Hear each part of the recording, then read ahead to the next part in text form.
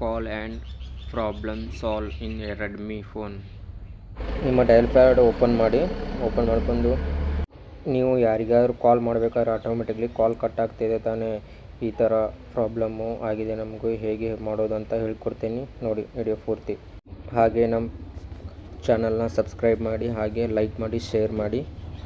500 like complete ಮಾಡಿ. ಇದಕ್ಕೆ setting open ಮಾಡ್ಕೊಳ್ಳಿ.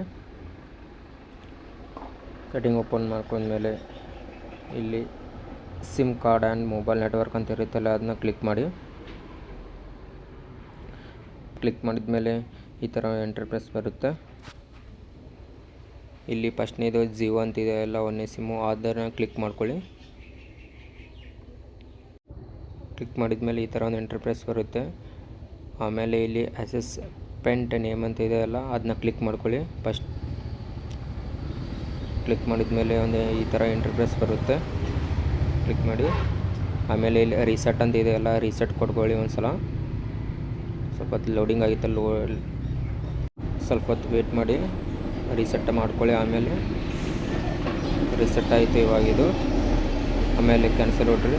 ಆಮೇಲೆ next present your network type ಅಂತಿದೆಯಲ್ಲ, ಆಮೇಲೆ ಕ್ಲಿಕ್ ಮಾಡಿ. ಅದನ್ನು ಕ್ಲಿಕ್ ಮಾಡಿದ್ಮೇಲೆ ಇಲ್ಲಿ ಫಸ್ಟ್ನೇಕು ಪ್ರಿಫೇರ್ ಫಾಲ್ LTD ಅಂತ ಇದೆ, ಅದನ್ನೆಲ್ಲ ಕ್ಲಿಕ್ ಮಾಡ್ಕೊಳ್ಳಿ.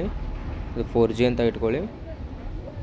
4G ಇಟ್ಕೊಂಡ್ಮೇಲೆ ಈ ಥರ ಕ್ಲಿಕ್ ಮಾಡಿದ್ಮೇಲೆ ಆಮೇಲೆ ಮೊಬೈಲ್ ನೆಟ್ವರ್ಕ್ ಅಂತ ಇದೆಯಲ್ಲ, ಅದನ್ನ ಕ್ಲಿಕ್ ಮಾಡಿ. ಇಲ್ಲೊಂದು ಆಪ್ಷನ್ ಆನ್ ಇದು ಮಾಡ್ಕೊಳ್ಳಿ. ಇದನ್ನು ಆಫ್ ಇರುತ್ತೆ, ಆನ್ ಮಾಡ್ಕೊಳ್ಳಿ. ಆಮೇಲೆ ಇಲ್ಲಿ ವೋಲ್ಟ್ ಆ್ಯಂಡ್ ಎನೇಬಲ್ ಅಂತ ಇದೆಯಲ್ಲ, ಅದನ್ನು ಕ್ಲಿಕ್ ಮಾಡ್ಕೊಳ್ಳಿ. ಕ್ಲಿಕ್ ಮಾಡಿದ್ಮೇಲೆ ಆಮೇಲೆ ಎನೇಬಲ್ ಮಾಡಿದ್ಮೇಲೆ ಕ್ಯಾನ್ಸಲ್ ಕೊಡಿ.